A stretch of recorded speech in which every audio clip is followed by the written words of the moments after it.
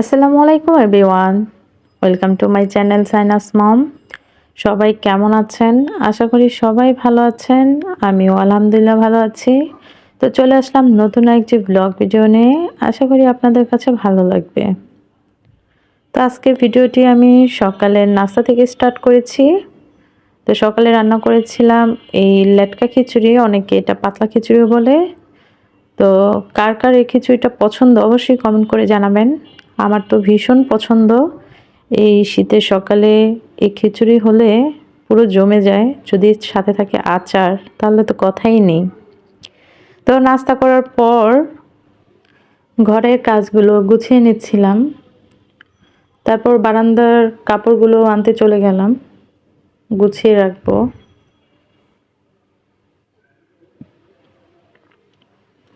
আসলে কিছু কথা না বললেই না, ভাবছিলাম বলবো কি বলবো না, কিন্তু না বলে আর পারলাম না। সেটা হচ্ছে অনেক আপু এবং অনেক ভাইয়ারা ভিডিও আপলোড করার পর কমেন্টে এসে বলেন, একটা নাম্বার উল্লেখ করে বলেন যে আপু এত করে দিয়ে গেলাম ব্যাগ দেন, বা এত করে দিয়ে গেলাম পাশে রইলাম, পাশে থাকবেন। আসলে কোনো নাম্বার উল্লেখ না করে আপনারা যদি কমেন্ট করে বলেন তাহলে কিন্তু আমি বুঝতে পারি যে সে কি বলতে চাচ্ছে। তো যাই হোক, আপনারা শুধু একটু কমেন্ট করলেই হবে, নাম্বার উল্লেখ করবেন না। নাম্বার উল্লেখ করলে হয়তো আমার চ্যানেলেও সমস্যা হতে পারে, আপনার চ্যানেলেও সমস্যা হতে পারে। নাম্বার উল্লেখ করা দরকার নেই, শুধু একটু কমেন্ট করেই বললেই হবে।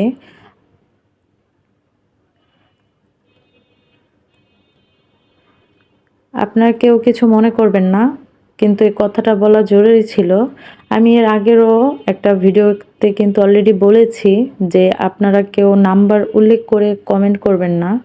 কমেন্ট করলে কিন্তু এভাবে আমার চ্যানেলে প্রবলেম হতে পারে, বা 24 ঘন্টা না গেলে কিন্তু আমিও আপনাকে সাবস্ক্রাইব করতে পারবো না। এটা 24 ঘন্টার আগে যদি সাবস্ক্রাইব করা হয়, সে সাবস্ক্রাইব হচ্ছে এটার কোনো কাউন্টে ধরে না ইউটিউবে। তো যাই হোক, 24 ঘন্টার পরেই কিন্তু আমি সাবস্ক্রাইব করতে পারবো। তো অনেকে আগেই করার জন্য অনেক আর কি মেসেজ করতেই থাকে, আপু please back then, back then. আসলে এইভাবে কিন্তু করা ঠিক না। এটা আমার কথা বিশ্বাস না হলে আপনারা ইউটিউবে সার্চ দিয়ে দেখতে পারেন যে আমি কি ভুল বলছি না ঠিক বলছি। আসলে যারা বোঝার তারা বোঝে, যারা না বোঝে, না বুঝতে চায় আর কি, তারা বুঝতেই চায় না এটা সহজে। আমি অনেকবার তাদের আইডিতে যেও মেসেজ করি, আপু এটা আমি 24 ঘন্টা না গেলে করতে পারবো না, কিন্তু তারা অধৈর্য হয়ে যায় সাথে সাথেই আর কি এটা করার জন্য, রিটার্ন ব্যাক পাওয়ার জন্য। যারা যারা বুঝতে পেরেছেন তো বুঝতে পেরেছেন আমি কি বলতে চাচ্ছি, আর যারা বুঝতে পারেননি তারা ইউটিউবে সার্চ দিয়ে দেখতে পারেন যে 24 ঘন্টার আগে এটা যদি আমি ব্যাক দিই তাহলে কি কি প্রবলেম হতে পারে।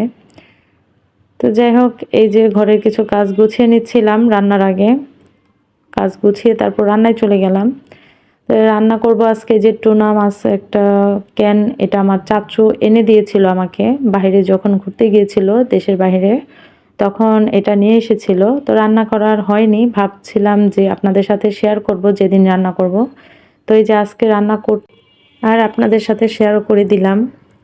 আসলে সাধারণত এটা আমরা বেশিরভাগ স্বপ্ন থেকে কিনে খাই, এটা আপনারা স্বপ্নতেও পাবেন বা বড় বড় সুপার মার্কেটেও পেতে পারেন।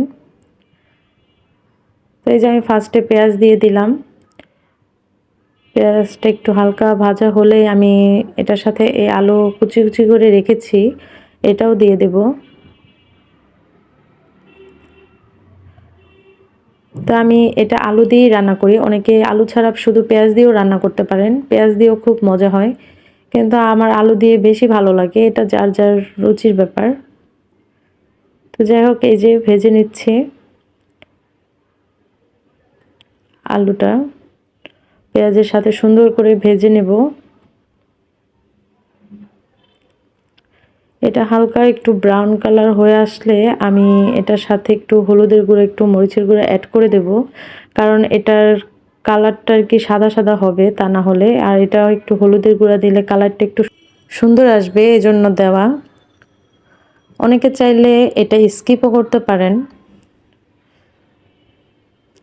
তো তারপর আমি এই যে ক্যানটা খুলে নিচ্ছিলাম, দিয়ে দেব এখন।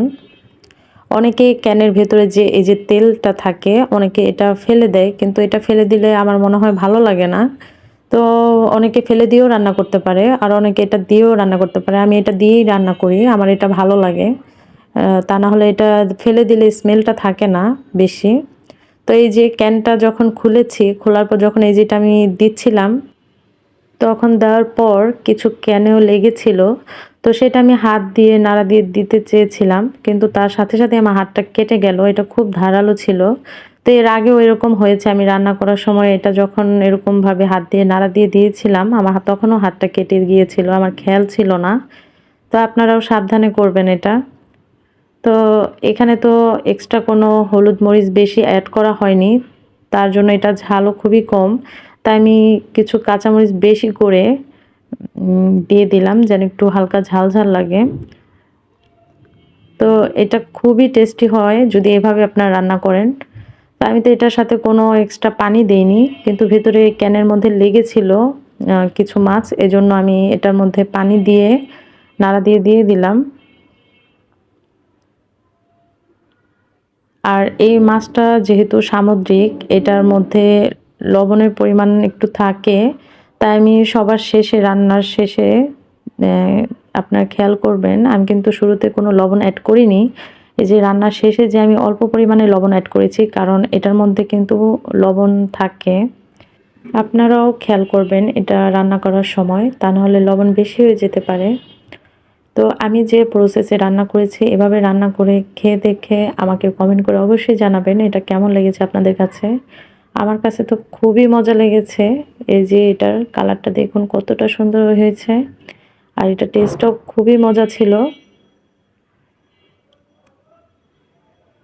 তো সেদিন আমি আরও অন্যান্য কিছু রান্না করেছি, কিন্তু সেগুলো আর শেয়ার করলাম না, কারণ ভিডিওটা অনেক বড় হয়ে যাবে। তাই আমি এই শর্টকাট কেটে এডিটের সময় আপনাদের সাথে এতটুকুই শেয়ার করে দিলাম।